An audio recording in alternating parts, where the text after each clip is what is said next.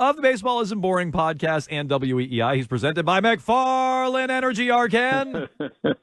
McFarland Energy. Thank you. The region's most dependable provider of home heating oil, including BioHeat, as well as expert HVAC services at McFarlandEnergy.com. Bradford, how are we doing? There's two things that brought a smile to my face today. You yelling McFarland and also the Mountain Dew line. I'm sitting here looking at a barren, progressive field, tarps in the field, raining out, this miserable day, and you brought a smile to my face. So thank you for that. That was great. Well, shout out to Bobby there in the Twitch chat. Let's start with where you just left off. Are they getting this game in tonight?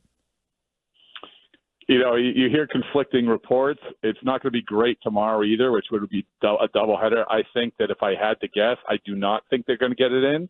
But that's slightly more than a 50% guess. So it's right now. All I can tell you, it's raining. It doesn't seem like the rain's going to stop anytime soon. Here's all we care about, because Keith has a wall-to-wall draft coverage on Thursday night. Are we gonna have a doubleheader on Thursday that bumps the draft coverage? No. They wouldn't have it.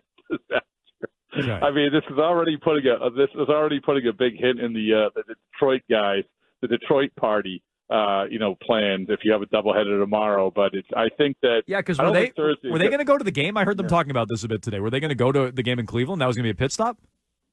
Is a Winnebago going to stop? I don't know. Maybe I misheard. Maybe I'm speaking out of turn. Maybe I misheard. But I thought that's what I heard. I hope not, because they would be walking into a rain out. But I don't think because that's a getaway day. I don't think that game's going to be touched. So it'll be, once that game ends, it'll be free and clear. All draft talk. Let's go. Very good. Another reason to be depressed today, Brad Foe, aside from the weather, is the Tristan Cassis news, which we just heard, a fractured rib. You just tweeted something that made me even more depressed than that news, which is that Bobby Dahlbeck is going to be getting the majority of the starts at first base. How long do you think that's going to go for? Is there another move maybe to be made here? Is there anybody who can get a call up or something like that other than Bobby Dahlbeck, who's hitting under 100? Like, what can you please make me feel better about this?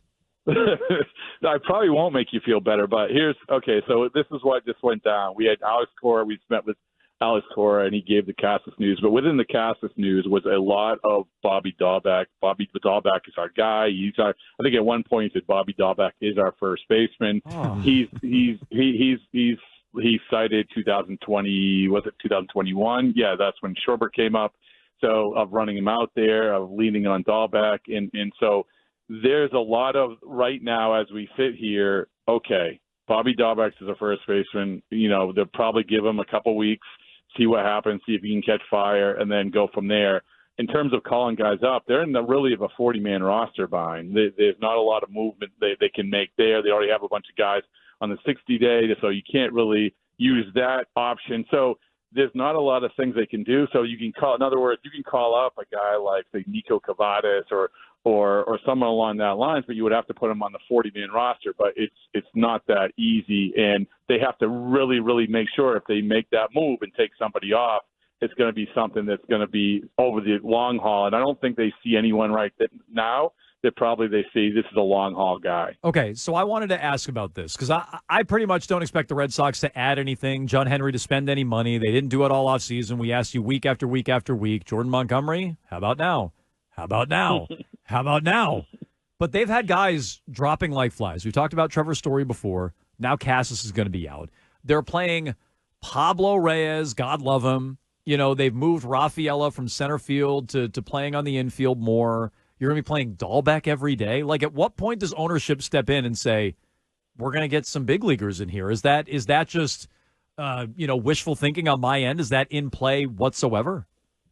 No, I mean, I think that this time of year, typically it's a little bit more difficult to do that, whether it's trades or whether it's certainly, you're going to have on May 1st, you're going to have some guys opting out. So, you're not talking about big ticket items. And right now, there's not a lot of guys, there's not a lot of feasible options who say, oh, that's a difference maker. And really, when it comes to paying money, I don't disagree with you. I mean, there's plenty of options and alternatives that they could have paid money for and maybe won out and got them for depth. But it's just been a tidal wave that nobody could have seen coming. Now, let's go to first base. Did they cover themselves enough at first base if something like this happened? they went out and got C.J. Cron. He was there in spring training. Dahlback beat him out, and that's where we are. But to answer your question, are they going to go out and have this shock and awe move to make up for some of these injuries? Not right now, but it comes back to exactly what we've been saying for a long time. Everything we know how they approach the offseason. The next step into how we're going to view Craig Breslow is all about June, July, and early August. That's how they view the trade deadline, and if they're in it at all, if they're going to do exactly what you just suggested they should do. Bradfo, earlier on in the season, Alex Cora talked about Fenway Park and how it's not a great place for, or a tough place for opponents to play anymore. He talked about Sweet Caroline and the other fans coming in. And I think we talked with you about this. So far, it's early in the season. The Sox are 10-3 away from Fenway and 3-7. Is there something about the way this team is constructed, maybe, that makes them not a good match at Fenway Park? No, I think it's the teams they're playing. They're better teams. And obviously they played Cleveland, and now we're going to find out if they could actually play better against them on the road. But yeah, in terms of the games at Fenway in the crowd, I'll say the same thing I said last week, which is there's no sense of the crowd impacting the game. And that doesn't happen a ton in baseball, but there are examples of this happening in baseball. There isn't that feeling of you're going to go to Fenway Park and it's going to feel like these fans are on top of you and they're going to actually impact the game. Instead, as we've said multiple times, it's become too much like Club Fenway. And I said it, I think last week, it's bizarre to me. And I saw, I forget who tweeted it out, but the Red Sox have been living at 80% capacity, which is not a lot of teams are doing that. But I just know this, is that I see in the third or fourth inning a lot of college kids, a lot of younger people coming in the game really, really late. I don't know how they're filling it up, but they're filling it up. But I do know this, when you get those people in, it's not like Citizens Bank Park. It's not like Yankee Stadium.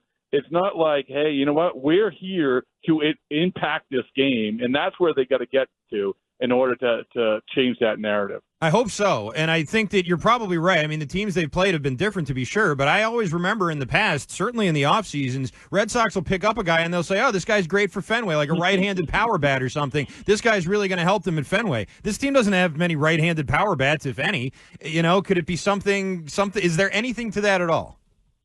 No, I think that Tyler O'Neill is honestly that guy. And if you looked at if you watched Tyler O'Neill take batting practice, you're like, oh, that's the guy. That'll work at Fenway. There's a broken windshield, in the parking garage to suggest that's the case. And he got hurt obviously on Monday, so he didn't play a bunch of games. But I hear what you're saying, Christian, and they have done that in the past, and I do feel like Tyler O'Neill is sort of that guy. And another part of this equation, which I want to see more of, is Abreu. We're seeing all of a sudden we're seeing the good Abreu, not the Abreu who struck out almost 30 times in spring training. So will that make a difference? So I think the truth lies somewhere in the middle with them at home. But I'll come back to what I said before. I would like to see where it gets to what it was, at the end of 2021, where you have Club Fenway, but then the people in between pouring beer in their faces actually paying attention to what's going on the field. Yeah, I'd settle for just a full building with pouring beer on each other's faces. I would settle for that. But okay, real quick before we let you go, Bradfo, I've said before, I don't think their pitching is sustainable. I don't believe in it. I didn't believe the approach was going to work over the long haul. It's smoke and mirrors, blah, blah, blah, right? At what point do we got to look at it and go, all right, maybe this is just what they're going to be? I mean, not this dominant. The numbers will come up, but they're going to be a good, solid rotation all year long. I think that we still don't know. It's still early, and I think everyone, including you, have the right to say, hey, let's wait till May, let's wait till June, let's wait till July. But I do think that some of these guys, for whatever reason, with the Cutter Crawfords and the Tanner Houts of the world, they have found something in their careers, something in their skill set that they have clicked and make it work. Now, the problem is that you just can't keep peeling off guys. You can't keep having guys get hurt because you just simply don't have the depth. The one takeaway for this entire team, guys, is not even a question, is that you're sitting here at 13-10 with a team which we're looking at. How the heck are they 13-10? Well, if you ever want to know the importance of starting pitching, well, here you go. Here, the 2024 Boston Red Sox. That's how you stay in it, by actually having good starting pitching, because we've been through plenty of years where it's been painful, and you've had much more talented teams that weren't 13-10. So yeah, so this is whether they're going to be able to keep it up or not. They're going to have to if they're going to keep in this conversation. All right, he's Rob Bradford. You can check out his latest at the Baseball Isn't Boring podcast, also all over WEEI. You can follow him on Twitter at Bradfo. Who was the latest guest? I heard Rich Hill was on there, right? I was listening to some of it. He was he's a staple. Yeah, he's a staple. He was complaining. Yeah, he was complaining about the baseballs, just like Kenley Jansen. He was crying about baseballs. Well, he's very scientific. I'm not. You guys go listen to it, but he actually had some good solutions. Right, we just not just complaining about it. But when we have the baseballs, when we have the injuries, let's have some solutions. Much like I want a solution to whether or not we're going to play this game so I can get dinner reservations or not. So let's go. Okay, sounds good. Check out all of Bradfo's latest. Again, Baseball Isn't Boring. And we'll talk to you next Tuesday, Rob.